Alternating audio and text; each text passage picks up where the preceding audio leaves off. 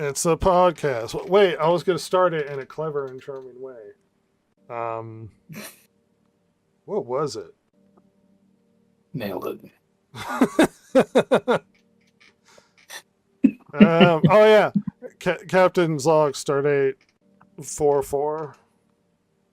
There's no sign of life. This is a DG podcast.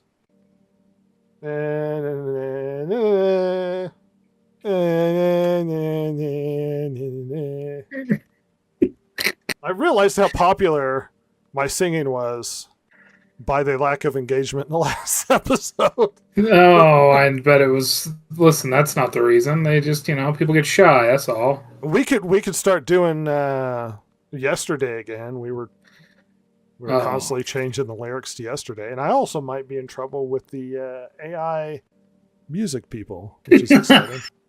Why would that be, Rhett? What happened? All I wanted to do was have AI write a historically accurate song about John Lennon, and it got upset with me. And it's like, ooh, copyright. Okay. So I was like, we'll do it about a guy named John who is in a very, very popular band. Still, apparently I'm going to be moderated. It remembers that you wanted John Lennon, so... No, it's because I tried to tell it to write a song about a guy named John who beat his wife and abandoned his child. God damn. Which super happened, by the way. Yep. AI is not okay with it. Look, we can't write about emotional stories. You gonna tell me that Pearl Jam song doesn't count? About how his mom used to be abused by some guy? You gonna tell me that? Huh? No, I don't think they'll allow it. Let's see, give and a take with all, with AI, with any tool. There's a give and a take. Suddenly Pearl Jam aren't the poets that they always have been? Well, I think they are. They just, they couldn't have done it with AI. Well, I'm trying to be the next low-skilled, low-talented, lazy Pearl Jam. And if they don't let me write historically accurate information into a song about John Lennon, this is bullshit. It's garbage. Despite the controversy of this podcast, it's a podcast, everybody. We're here. We made it. Jason Ross. No Silver, and you might go, oh, where is she? She doesn't talk to me. That kaiju? I ain't seen her in years. That's psychopath. Not sharing information, not being a part of things. No, never. Not with us. Just to sitting aside, no information. Show up late or not at all. Ooh, I have homework. I'm trying to improve my life, loser. I'm trying to do things to better myself in my future. Huh. Nerd. She's trying. Ew.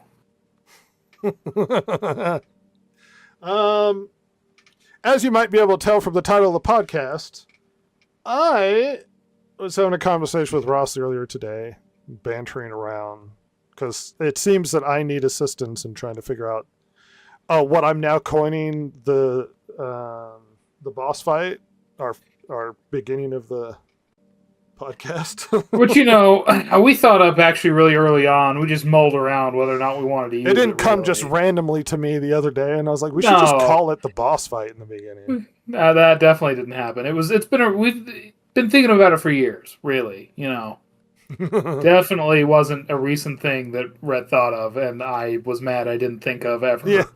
Ross was suddenly like, why haven't we thought of that? I don't know. And I was going over sort of what's been going on lately. Big movie come out this week, the Mario movie. Big, exciting. There's a lot of discussion to be had about the Mario movie, which everybody has already done. We're not here to do that. But it sparked an idea of I was reflecting on sort of the movies that were coming out recently. We've got the trailer for Supergirl. We had the trailer recently for Dune. And I was starting to think, Look, we have been trying to, and perhaps too repetitively, go over the problems that have been going on in Hollywood, especially in the writing department. And I thought to myself, there's one thing at its core that we really haven't been addressing, and that's character. And it felt to me, talking to Ross earlier today, that character writing seems to have a lot of problems. Now, I'm going to... Here, let's give you some examples. We have the example of Supergirl coming out. Now, despite the trailer being lambasted as this is a bad version of Supergirl, it looks bad, Millie Alcott's comments haven't helped anything, and obviously we're in the realm of we're still trying to throw off the remnants of previous generation of everything has to be representative and political and blah blah blah. But I thought to myself, well, there's also an inherent problem with her character. She had some quotes about how being heroic doesn't mean you have to save other people, but in many ways, saving yourself is just as heroic. And I'm like, ugh.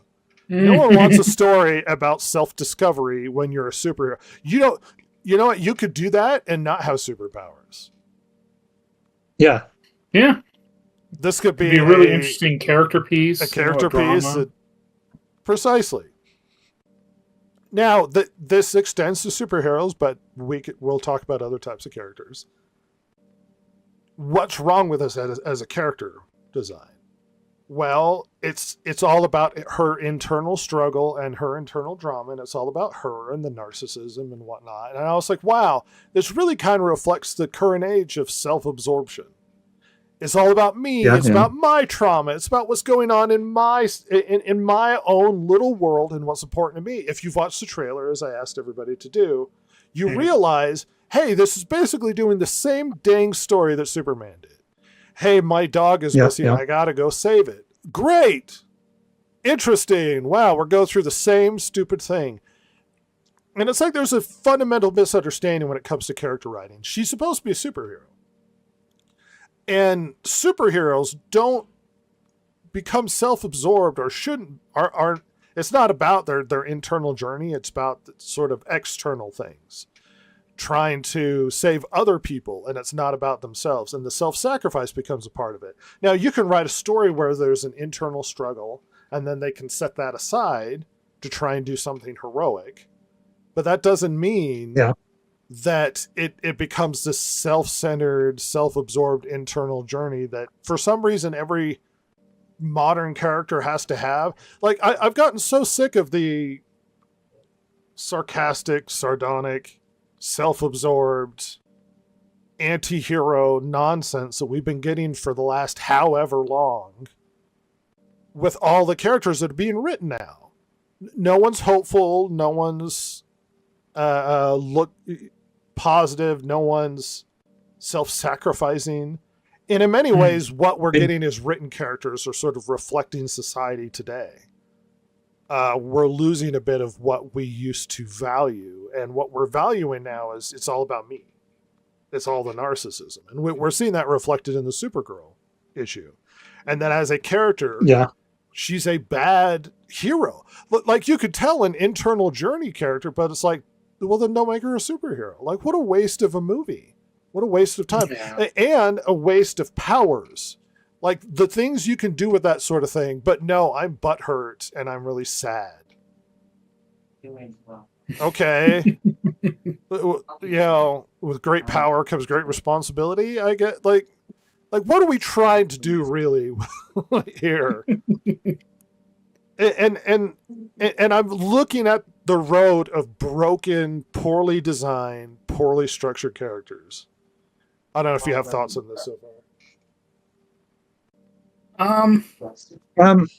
Go ahead. Well, I don't know. I feel like mine might be jumping the gun a little bit, so I'll hold off.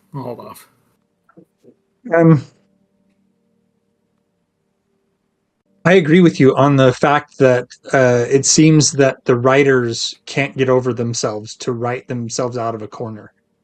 They're so focused on themselves and that I'm the one that's most important, and there's nothing that should come between me and my journey and my truth.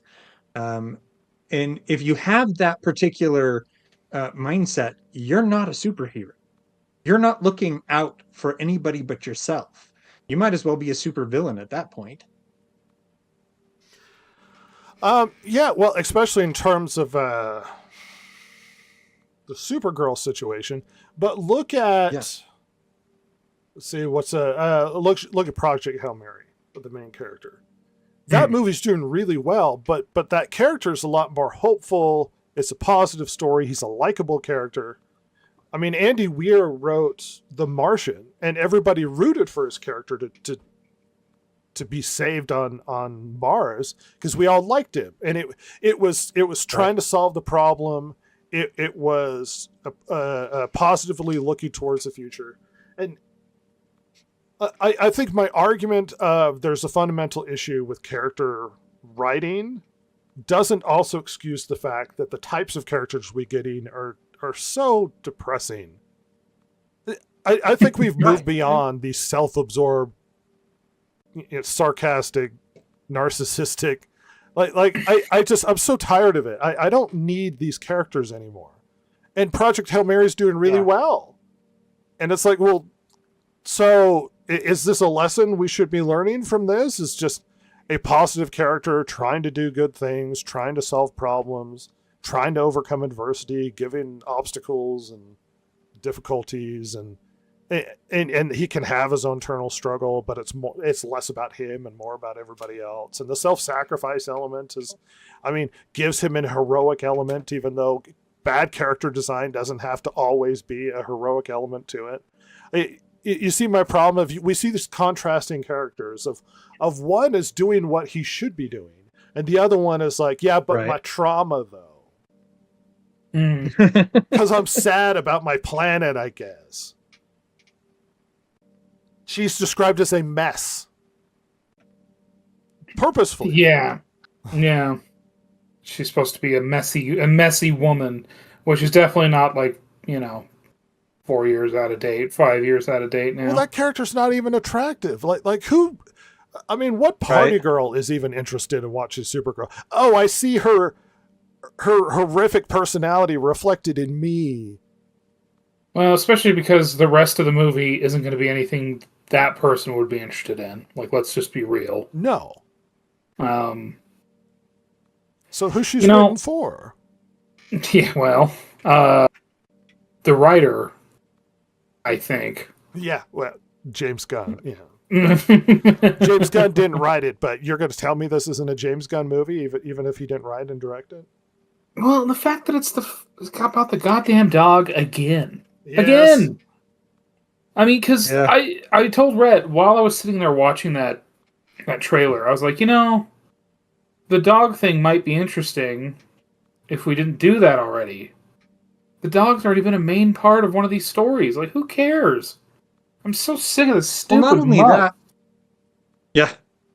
Not only that, but the dog was the worst part of the Superman movie, and now basically it's supposed to be the center of this one, and it reflects James Gunn's dog, so it's not even about the character or the story or the journey. It's about James Gunn. Yeah. And then on top of that, you have as well if this was the dog should be central if this is a kids movie. Yeah, and this is a superhero movie supposedly for adults, but it's all about the dog. I'm sorry, that's a kids movie. Well, even if it was a kids movie, doesn't have to be. They've done that already. Yeah, exactly. No, it doesn't. You're right. I'm not the first person to say this. Obviously, I mean, I'm sure. Well, I know for a fact I'm not because I heard this elsewhere, but I think it's true. If you look at writers from years gone by, the old Hollywood, whatever old Hollywood that may be, There's a few now. It's been around long enough. Mhm. Like, writers of yesteryear, like, they were regular people before they became writers. At least to some degree. They at least had a job before they became writers. That Often, a lot of them... experienced life. Yeah, they experienced life. They were around normal people. They weren't like these weird, like completely cloistered intellectuals. They were people that had to either work at the very, even if they started young, they had at least had to work their way over to Hollywood, if from the other side of the country, or work their way into one of the studios long enough to be able to be noticed and get that shot, as it were. And a lot of them like went through wars. Oh, yeah. I mean, that's just the ones that if they got it young. I mean, the rest of them, yeah, the rest of them, like you said, fought in wars, were dock workers, maybe wrote for a while, then had to leave because something went down. Maybe they got blacklisted for being a communist. Maybe they it didn't work out, so they had to leave for a while and then came back. So they had to go work a regular job. They were cops. They were soldiers, pilots. They would just go do like random adventure. Like I went and climbed a mountain. Like totally typical things for writers at decades gone by in Hollywood. Can you imagine any of these pencil necks in Hollywood now being that way? No. I mean, the closest you get to that is Taylor Sheridan. Yeah. Because he's actually kind of a guy who does farm stuff and rodeos.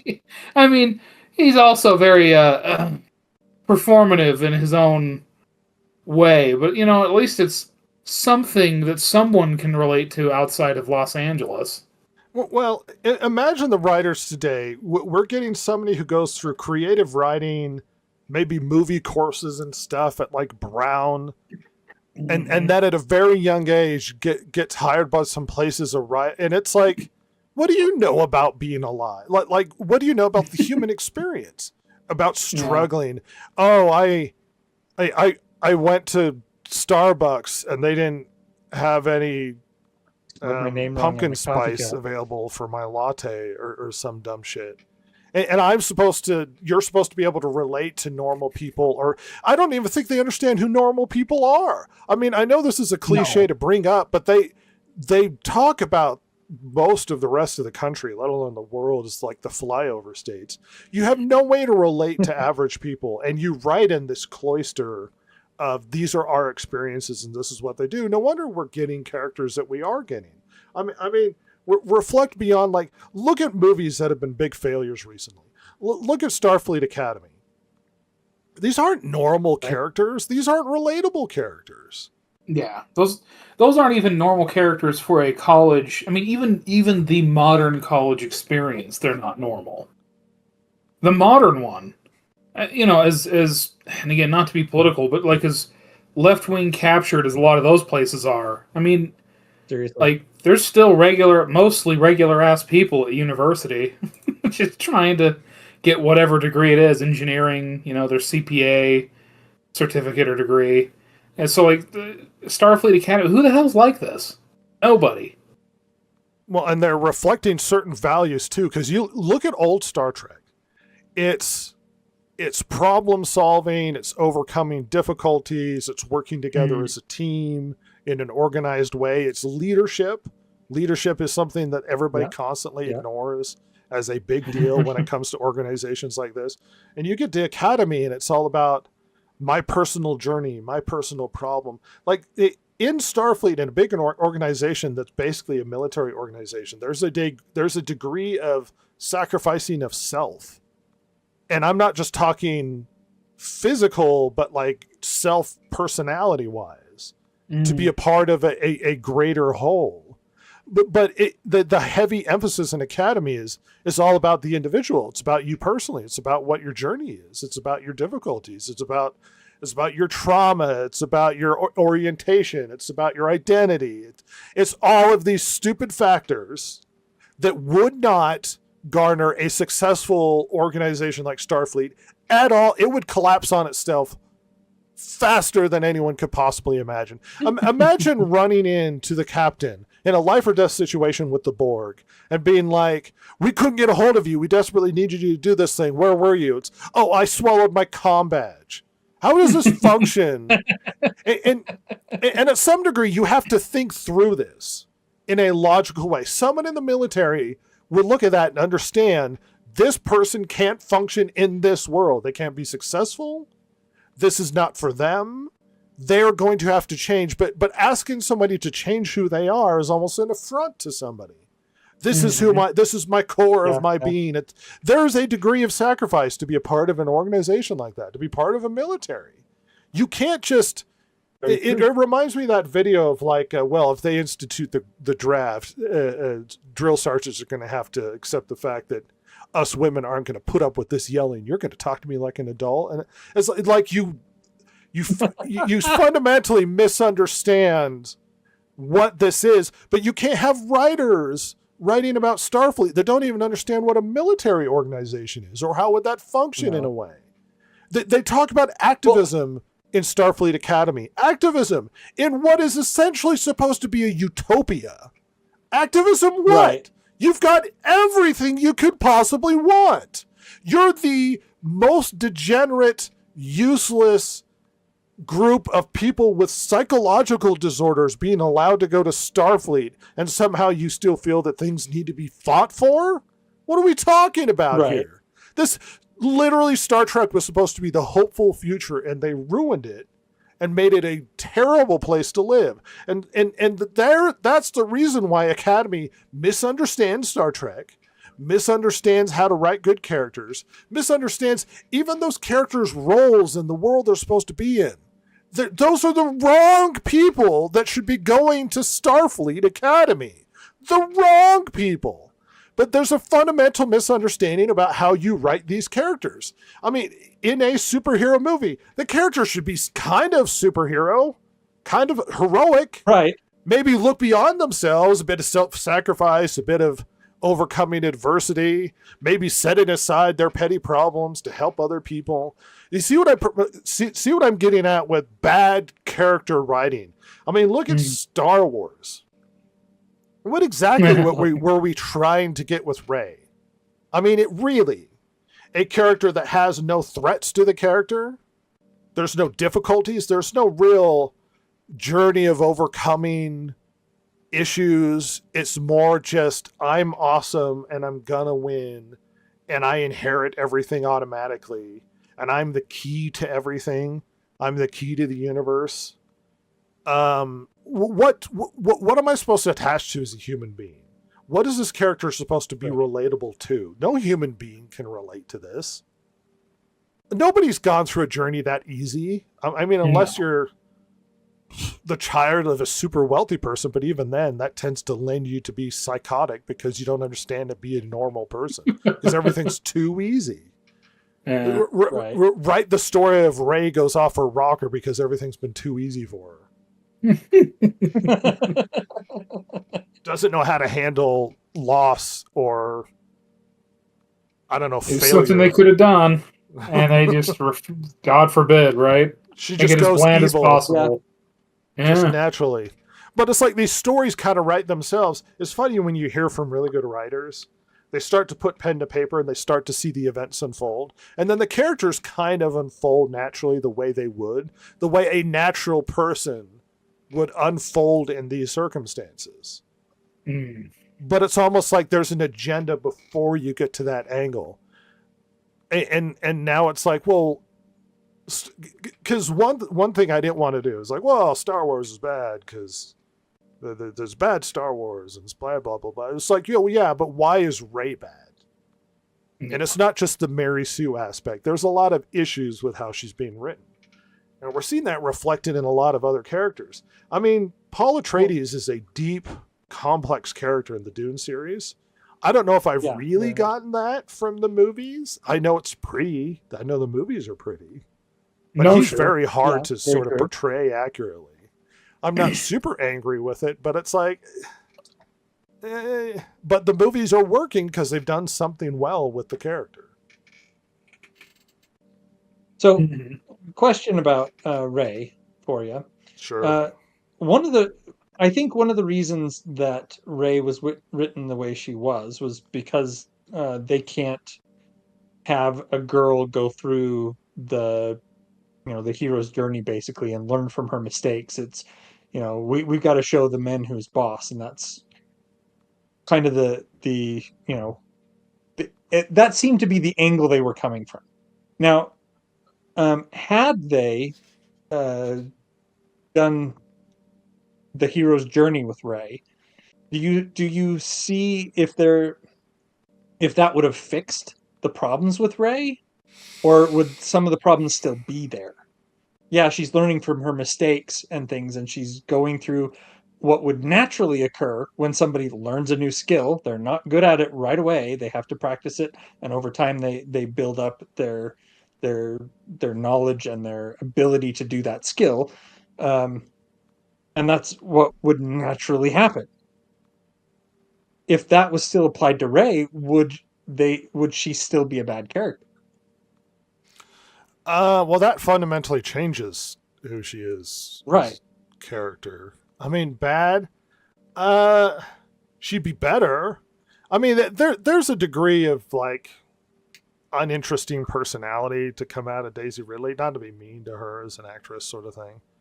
But Rey never came across as super engaging. One thing the character really needed, and it's not just the monomyth cliche with how you write a character arc.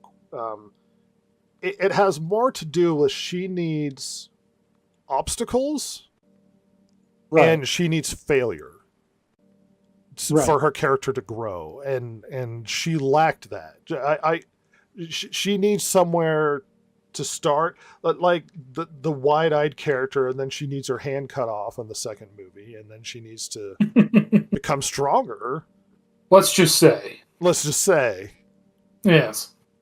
We get a comment from Crab Cruise. I'm curious if the characters now are focused on internal development because they don't see a feasible way to solve the world problems, even with superpowers.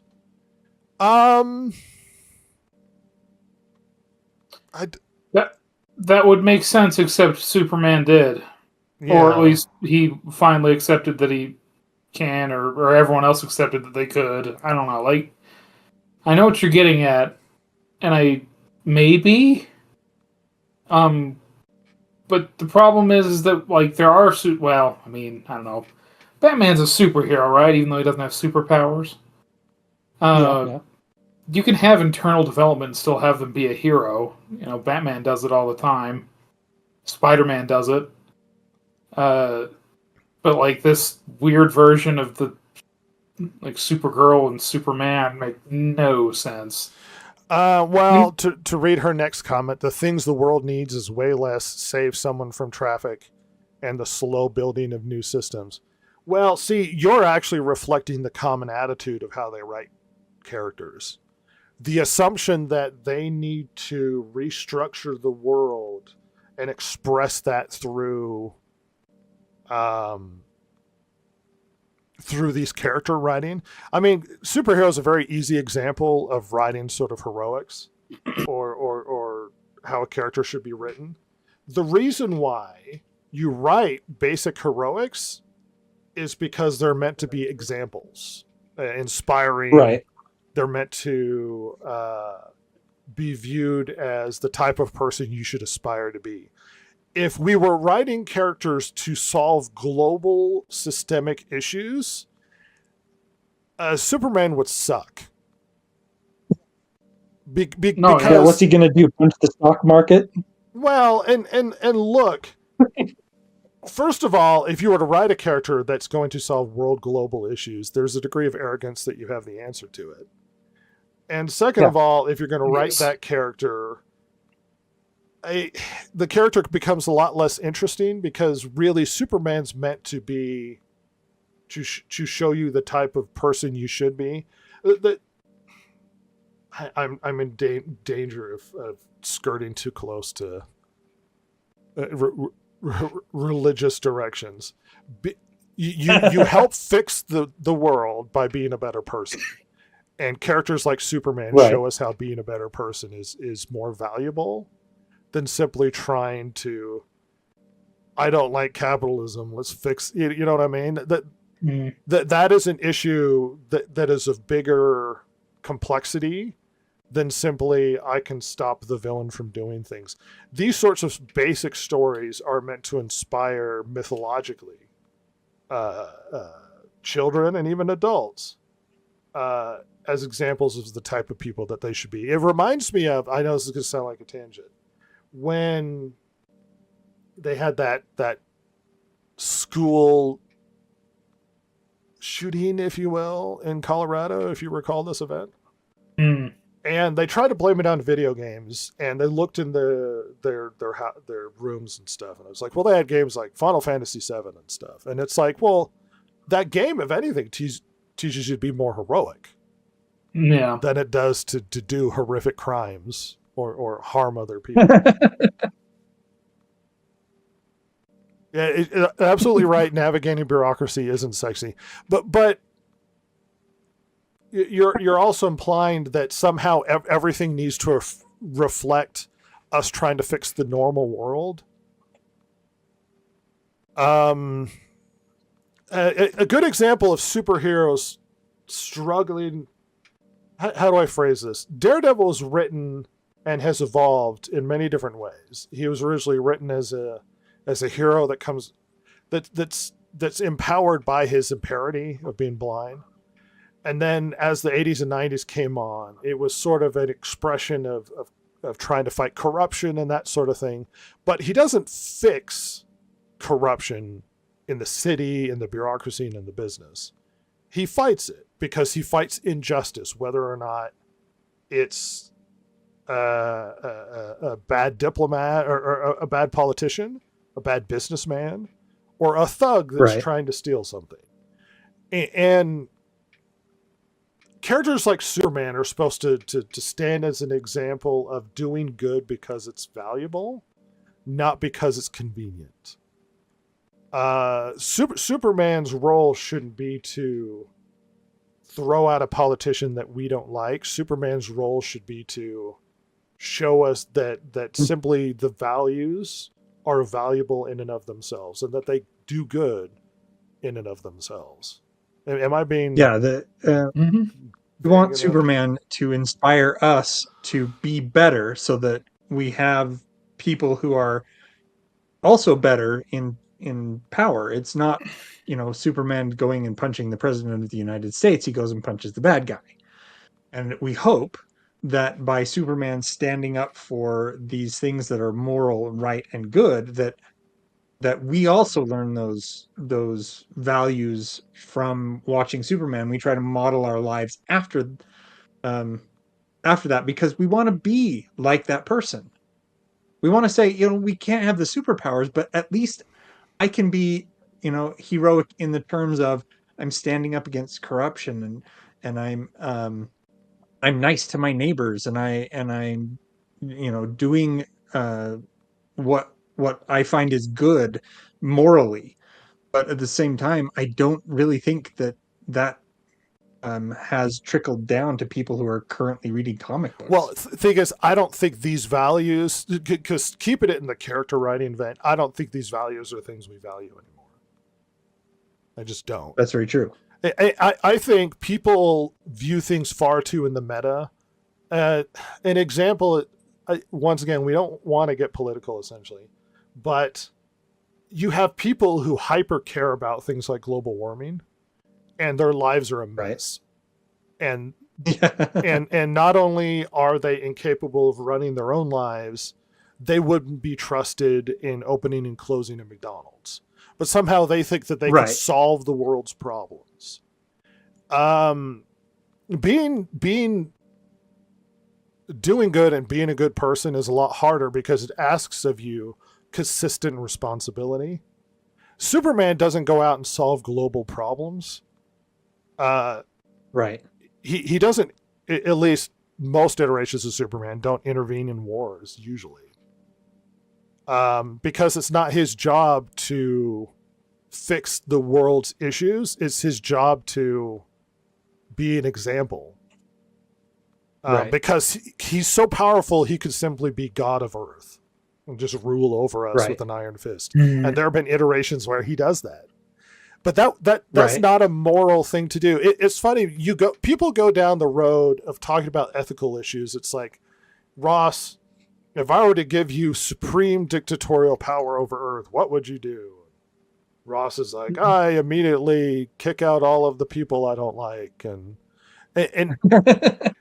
you start to look down the road of it's not so easy to fix the world's problems, and usually it becomes my grievances are getting solved, or the people I don't like are getting rid. You know what's hard to do? Be good to people and saving people you don't like. Yeah. We were actually talking about this a little bit, my daughter and I. For some reason, they got onto the anime Death Note, and I hate that one. It's good and then but it's bad. one It's of the- good for the first couple of Yeah. seasons.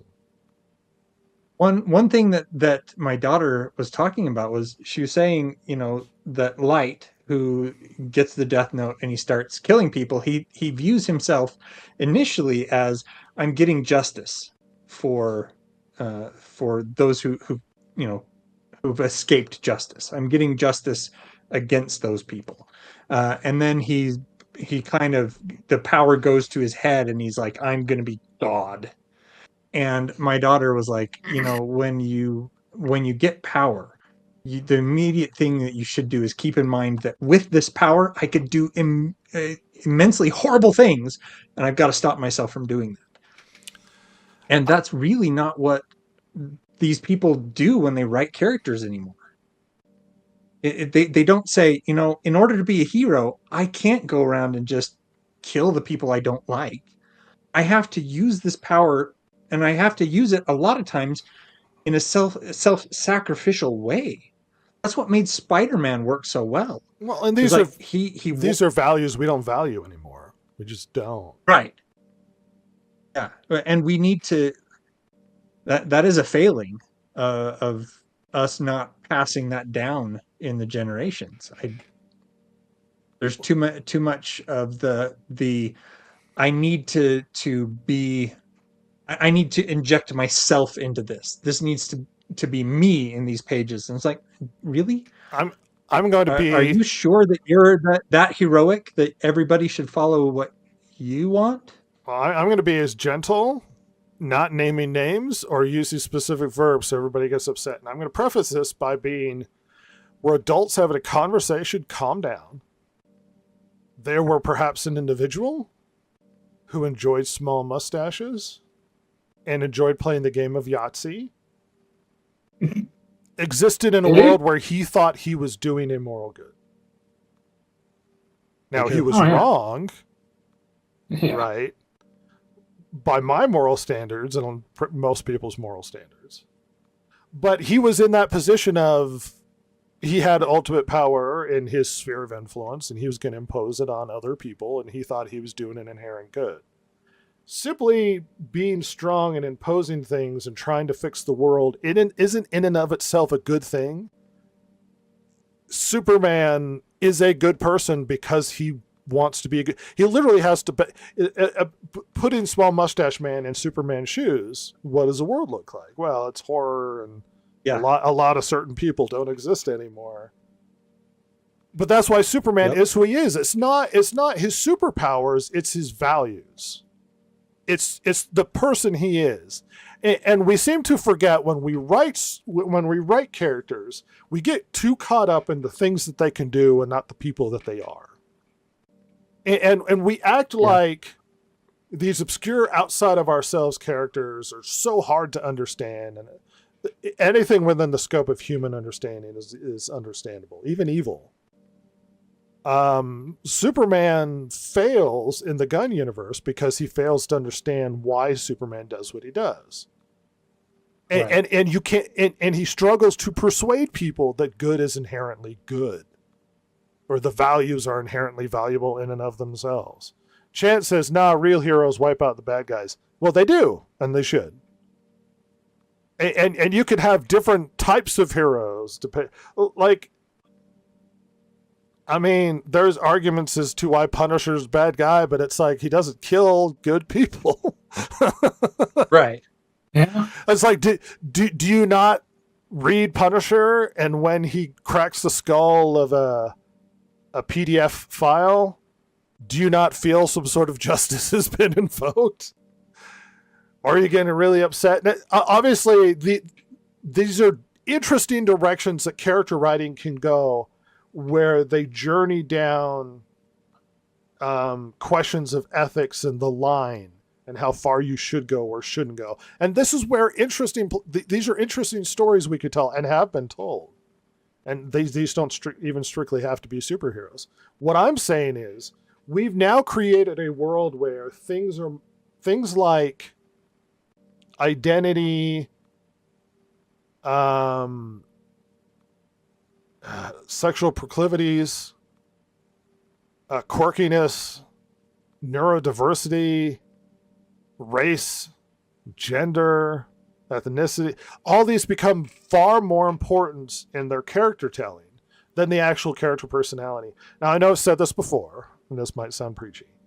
And I know if you're a member, let's say, of the LGBTQ community, and you're sitting here going, well, you just don't like it. It's like, no, I'm going to tell you right now, as a human being, you're more important than simply the label of being part of the community. You're more valuable as a human being than simply the label. There's more complexity to you than simply that. You could be a good or a bad person, regardless of whether or not there's a LGBTQ whatever community you might actually lean into.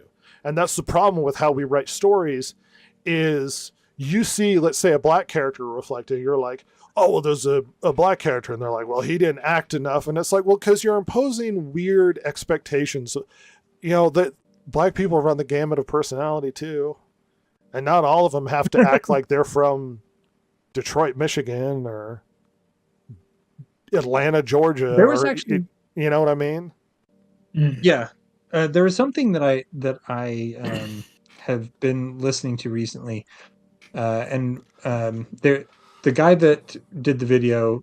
There's been several. A lot of it is about tribalism and things, but one of the things that was pointed out to me watching some of these videos on YouTube was that these groups, instead of, in the past, you would have just seen a character on the screen, but if you now have that character that checks a box up on the screen now, that character stands for everybody in that subgroup. It's not just there's an individual on the screen that may have certain proclivities, that may have certain character traits, that may have things that I identify with, things I don't identify with. It's now, if that person is, checks one of the LGBTQ, blah, blah, black, Jewish, whatever box you have that you want to check, that is now a stand-in for everybody in that group. And that's a bad way to create characters, because then you just have a one-dimensional character, a character that only has one thing about him, and it's that I belong to this group. They don't have anything else. There's no color. There's nothing. They're one-dimensional. Great if that's what you want, but like I said, that makes for lousy character writing. Well, here's the thing. We're skirting the conversation we've had a billion times before, and we're going down that road. Let's pull back and actually answer the question that's at hand. When you look at, let's say, action female character, it doesn't matter what it is. Let's say Rey. Okay. Why is she bad? Not because, hey, we're doing this because we need a woman that's also now the new Jedi and blah, blah, blah. What makes the character actually bad? Because obviously leaning into identity tells me that you value certain things more than actual character development. But in the end, there are flaws to this character that make her not a good character. It's her personality, it's the lack of threats to her, it's the lack of struggle, it's the uninteresting journey. Somebody used an example with Princess Peach in the new Mario movie. where a lot of her problem isn't just she's got the Mary Sue and she's super awesome, but she's got the Mary Sue, she's super awesome, and also she's the key to everything. Okay, and it's like, well, you're all of it. You're like, we're just circling your globe of awesomeness is what we're doing now. All characters revolve around who you are and who you're supposed to be. But that character doesn't go anywhere interesting. That character doesn't develop anything interesting. That character doesn't go on any sort of journey of self-discovery or journey of trying to test their morals and their ethics or who they are as a person or what they want out of life, or maybe they go on a revenge journey. This character is just like, I can beat up 40 people, and also I'm the key to the universe because I unlock special powers. This is more of a power fantasy than it is anything of a character story. And we used to get good characters that struggled, and maybe characters that weren't good people. They don't always have to be heroic. They can be bad people, but actual characters you wanted to follow and stay. You know, one of the best tricks in the Joker wasn't so much that the Joker was a bad guy, is that they made me empathize with him. Right. It wasn't this, I mean, that's what's so interesting about Breaking Bad. It's like, you like him until you don't. They go places with his story. Now everything's not easy. He runs into difficulties. Right. Character writing seems so much more one-dimensional now. They don't develop these characters. They don't give them struggles or threats, because that would. It's funny how many movies in the recent period of time have you seen, like, the person in charge, the mayor, the whatever, is a woman or black for some reason. And I'm not even commenting on, well, why do they have to be black? It's just like, well, because I know what you're doing. You're emphasizing the identity, but it's like this character has nowhere to go. Like, it's just, this is the Batman had this problem. She's just a great mayor. She's super good and moral. She's this black lady. She's just amazing. But it's like, there's no, she's almost just a blank nothing, because there's nothing for her, because she is nothing. She's just, I'm great. Superman is a good and great person, but you can take him places. You can have him, you could give him situations where doing the right thing and doing the easier thing are not the same thing. Yeah. Very much so. Maybe doing something for yourself is not also the best, goodest thing to do. Like, saving some kids is not as, also hurts you at home. That's why Spider-Man's such an amazing character, because he often has to choose between his own life and being happy and doing good because he needs to help other people, because he has this moral core to him, because there's a justification for what he does. Spider-Man's an inherently sad and depressed character. Yep. But that's what makes him interesting. That's what makes him go places. Exactly. Before we get comments, we have a comment from Cap Cruise. For these writers, they have the arrogance and self-importance to think that the world problems can be solved because someone may be inspired to be a better person by their writing.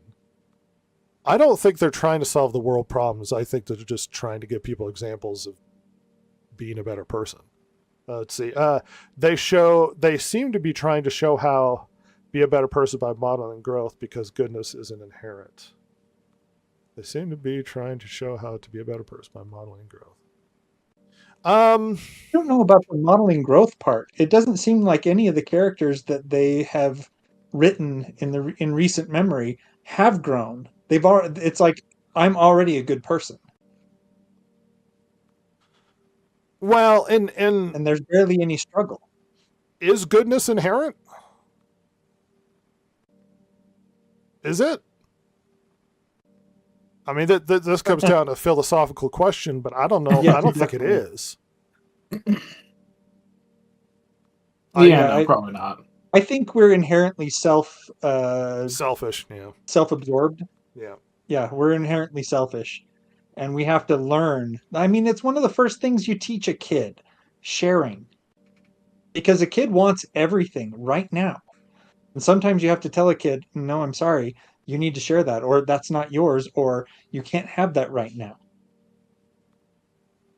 If kids were immediately, wanting to be good and stuff, immediately out of the gate, as soon as they're growing up, they're sharing their toys, they're putting off self gratification, they're all that other stuff.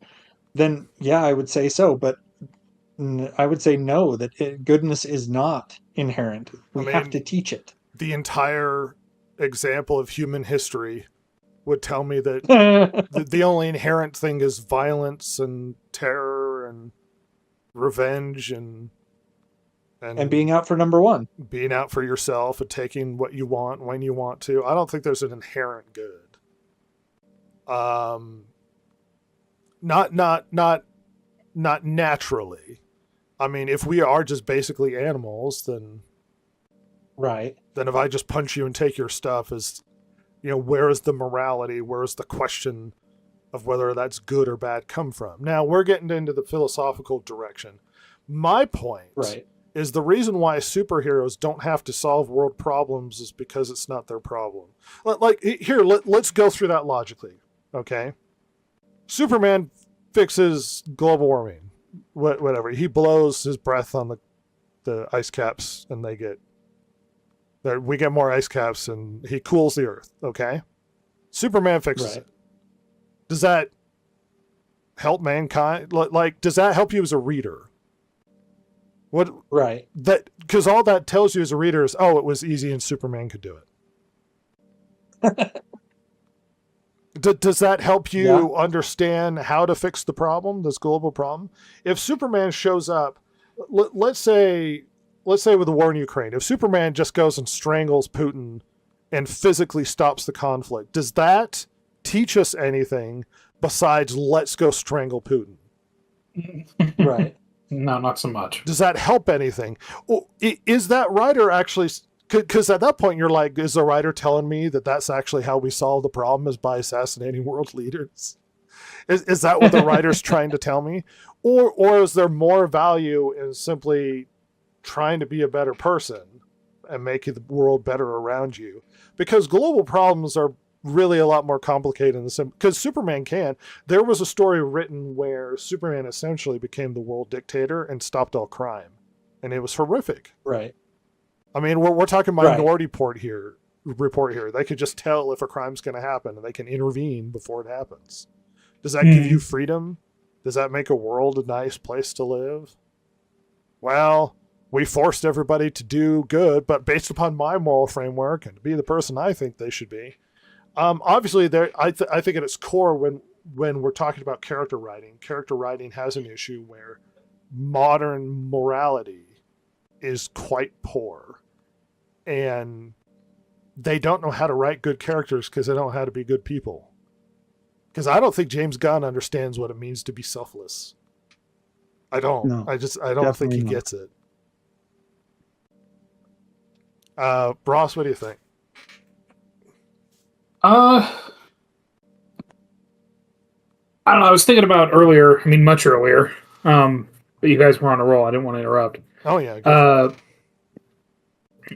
We had a comment about fixing world problems, like superheroes doing that and stuff. And the problem is, like, that has been done. It was called The Watchmen. Oh yeah. Like that story is done, and it's horrifying. They had to kill millions of people to get their point across. Yeah.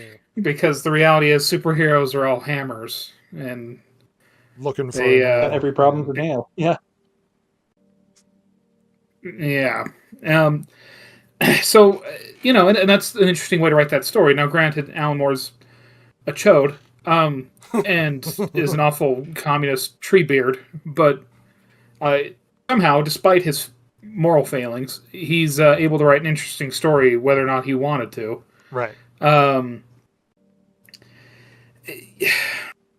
Yeah. I think it really comes down to the fact that the people that we have writing we've said this before, but like they're such a cloister, and they're such they. I don't know if they are able to think beyond themselves. Truly, I mean, yes, we know that people in Hollywood like to talk about, the people of whatever, pick, you know, big news item of the week, and they care, they feel for those poor people, but no, they don't. They care about how they're perceived, Yeah. and these writers live in that same world, so they can't. There's no way for them to write something that isn't inherently self-centered because they've never lived a real life. They've never, and it's getting worse because the industry is contracting right now, and because despite the fact that the technically writers' rooms are bigger, they are bigger and filled with more people who are less experienced, both in the industry and in life. It's complete institutional like inbreeding almost entirely. So they're just not. There's just no capability, I don't think, and that's why these characters just both feel really flat and bland because like they've never met anybody that isn't completely flat or bland or frankly not real. I mean, even if you meet these amazing stars or producers, I mean, I've met people like that, not movie stars or anything, but like I've met people adjacent to that world. They don't feel real. They regular people feel very icked out by them because there's something inherently synthetic to them. Can I pivot off of what you're saying really quickly and move into the second point? Absolutely. I was going to bring up is the great nostalgia trap that we're running into. Yes. Because we don't have personal life experiences or know how to write our own stories or develop things that actually relate to anybody or become interesting. What we've turned to and look at everything that's coming out, video games, movies, everything, is remake or sequel or set in the same universe or continuing on with the same IP or we are in the era of Dune 3 and Star Wars Next and Marvel 38 and Mario 2 from an IP that's quite old in the video game universe. How often are we actually running into genuine original stories from people who know how to write interesting stories? Oh, Andy Weir with Project Hail Mary. That's because he can write, and he's a human being who's got life experiences and knows how to reflect on his own, ideas and morals and stuff. Look at where we're going with all of the storytelling lately. I don't think they know how to write anything original because they've never done anything. Yeah. I would say that not only that, but I think that there's the bigotry of low expectations that we're running into now. It used to be that when you would go to school, you would get an education in the classics. And you would delve deeply into, the Greek tragedies, and you'd go through Shakespeare, and you'd go through all the books and things, and you would have examples of how these authors who are much better than what we've got today would do characterization and plot development and all that other stuff. And it seems to me that those classics are no longer being taught. So we're saying, well, those classics are problematic, and so we can't teach them. There's the N word in this book. There's bigotry in this book. There's Yahtzees in that book. Whatever the case may be, they're throwing those away and saying we can't teach from those, even though they're awesome and they're great and they're better than anything that this crowd's going to turn out. They're problematic. And then we have this, like I said, bigotry of low expectations, where now it's enough to show up. They're not forcing you to stretch, to go beyond, to actually dig down and put together something that's coherent and follows a logical progression and shows character development and plot points and all this other stuff. They're no longer doing that. They're saying you turn any crap in and you're good. Well, there's no foundation. There's no basis. Yeah. There's because that is the thing that we've heard from in reports from like university professors that students are showing up and have like no. I mean, we hear it about like film schools. Yeah. Like we have film school students who don't watch movies. Yeah. Like, okay, why are you here? And it does lead to, well, at least I would assume it would lead to a lack of understanding of some of the basic storytelling tropes that have worked for millennia. Yeah. And yeah, just a complete lack of any sort of, what's the word? Foundation, I suppose. Any sort of foundation or baseline to work from. Reading a comment from Capris, maybe that's it. Perhaps writers can't write Superman-like characters because to them the act of living in the world is a corrupting force. It can be. Think of Superman's values are handed down from the good people around him. Yeah. Now you can see Superman. I don't think Superman morally is unobtainable, but let's just say he is. That he's a good person, and to them, you can't be that type of person because sarcastically, well, no one's that good. It's almost like every time you see a religious person portrayed in popular media, they're always like hypocritical in some way because no one can buy that somebody has morals and then just sticks to them. But even then, Right. let's say that Superman's unobtainable morally, not just powers, but as just being a good person because he should be and doesn't compromise. Well, then it becomes a paragon, an example of what should be or the good that should be obtained. And even if you don't reach it, you try to. I mean, he's an allegory, if anything, to Jesus in many ways. Right. You want to be a good person, inherently so. There are Christian, I guess, imagery expressed. I mean, he's Moses because he was abandoned in the little capsule and he's picked up and raised by somebody else. And there are a lot of elements to that character. And even let's point at Descartes as a philosopher, even if you're looking at something where it's like, well, how can we know what true good is? Because Descartes viewed that because we can understand evil, we can understand the opposite. Yeah. Because we can see things are bad that we don't like, that we understand as evil, that we have the capacity to see the mirror image of it. And so we have the capacity to understand what good should be. Simply by living in an evil world. And that's a good example to writers. But the problem is James Gunn lives in a world where it's like, well, everybody's sarcastic or not genuine or you know, or it's not cool or hip or punk rock to just be a good person. So he has to make an argument that it's punk rock to be good. It's just a weird, like it shouldn't have. You shouldn't have to make that argument. We have another comment. As for the ladies, I feel like the characters are flat because their anger is productive. Productive anger is so rare; it's almost an oxymoron. What do you mean productive? Here's the problem with female characters.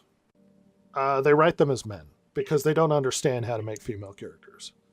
And when you write them as men, what they do is they lean into the negative male characteristics, not the positive ones.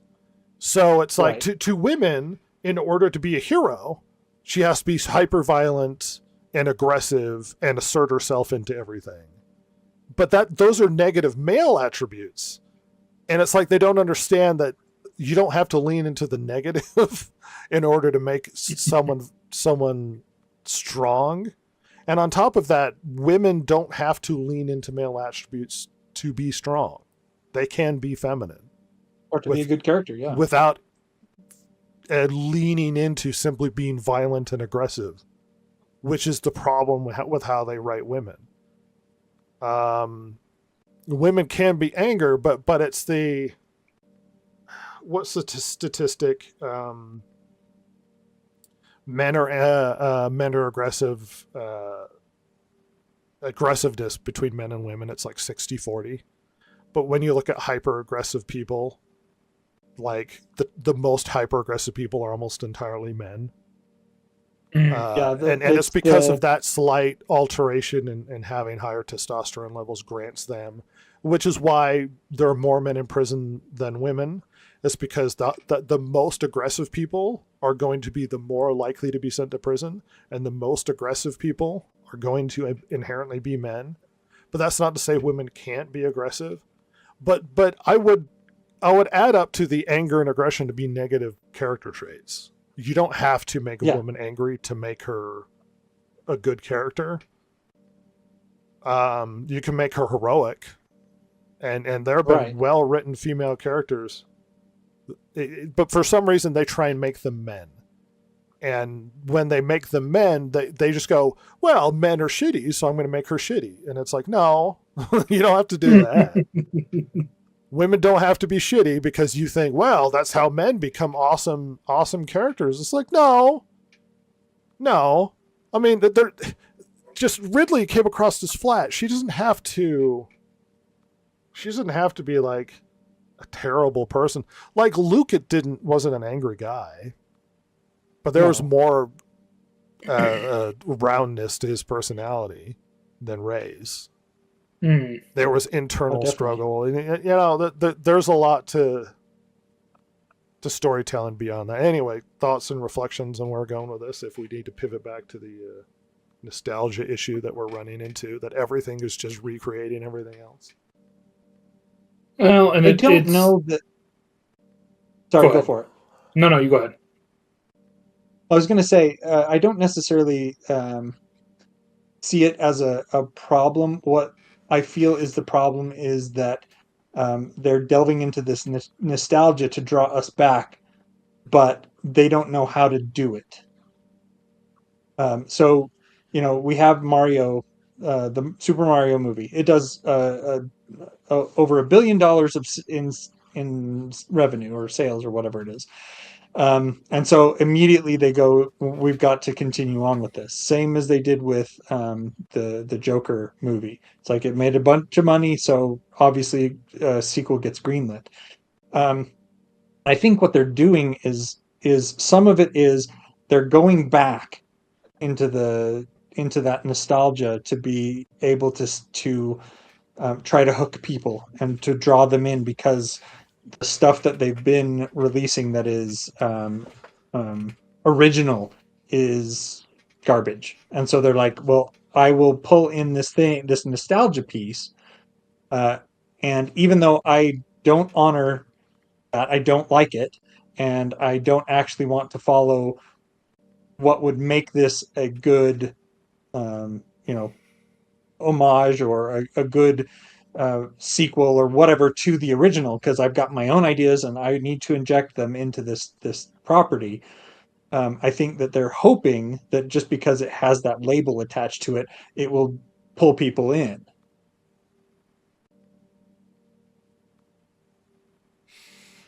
Ross, you were going to intervene?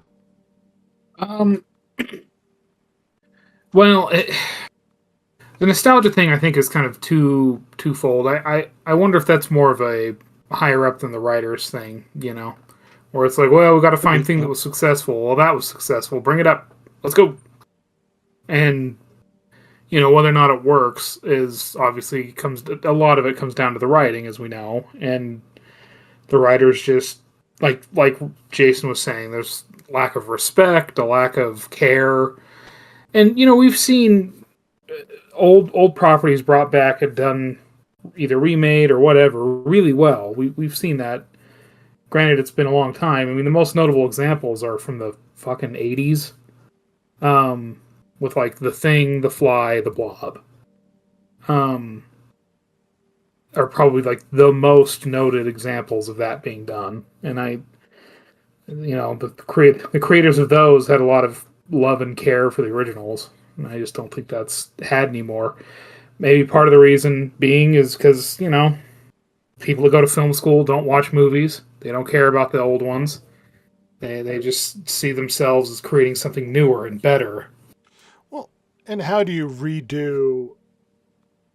how do you do a new version or redo a previous IP when you didn't understand it? Or even... Yeah. You know, Mhm. but like you don't even or understand we're the actively world told. that character comes from.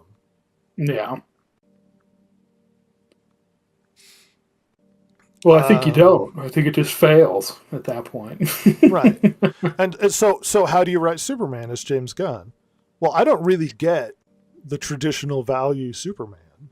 I don't get the he grew up with a farm boy thing, gets sent to the big city, and still tries to be a good person despite the fact that the city's, it's not where it's isn't Kansas anymore, sort of thing.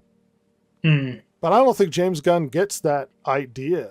Like, I don't think he understands it. And he said he struggled to understand the character. So he tried to relate to it through the dog.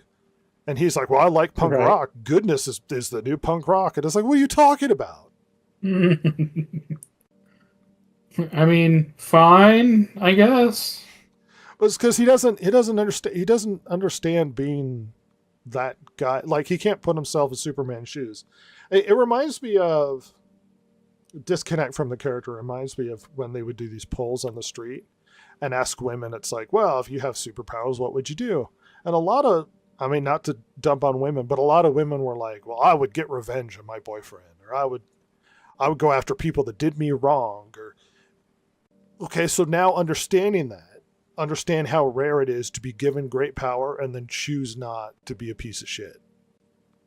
Right. And you might go, well, of course I wouldn't. But it's like, do you?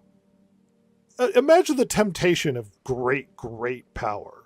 Imagine that. Right. Imagine infinite power. I've had this speculative discussion with you guys, like off the air sort of thing. Let's say you're Superman. And you're like, well, I'm Superman. I'm super strong. I'm not going to murder anybody. I'm a good person. It's like, well, what about the first time you run into a PDF file?